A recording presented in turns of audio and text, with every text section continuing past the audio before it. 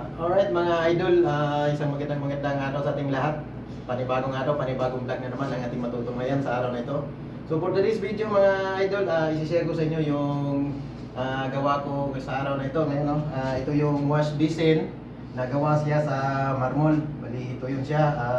Nagkakahalaga ito ng 1,500 Saudi Riyal. So kayo na ang bahala mag-convert yan sa pera natin sa Philippine money kung magkano yun. Basta ang halaga nito 1,500 Saudi Riyal.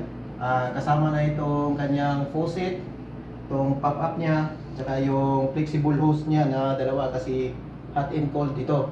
So pagkatapos nitong naikabit ko na, kinabit ko na nga pala itong salamin na may kasamang ilaw. So bali LED to. Ito ay nagkakahalaga ng 300 Saudi Riyal. So pagkaganahin natin na yan, i-on lang natin yung switch. Tapos meron dito.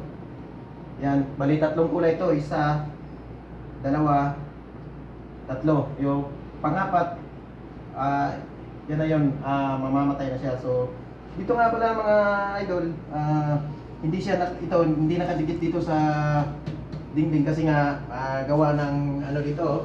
Tingnan nyo dito, mayroon ito. So sa baba nakadikit, sa taas hindi. So ang ginawa ko, nilagyan ko na lang siya ng styrofoam dito pababa, tsaka clear na silicone. So ngayon papakita ko sa inyo, ipapagana kung gagana ba to. So ganyan, ito yung hot, yan mainit. So ikutin naman natin pa kanan. So ito yung malamig. So pupunduhan natin ng tubig kung talagang nasa ayos ba yung ating pop-up. So ayan mga idol, papatayin ko na tapos bubuksan. So yun, gumana siya lahat.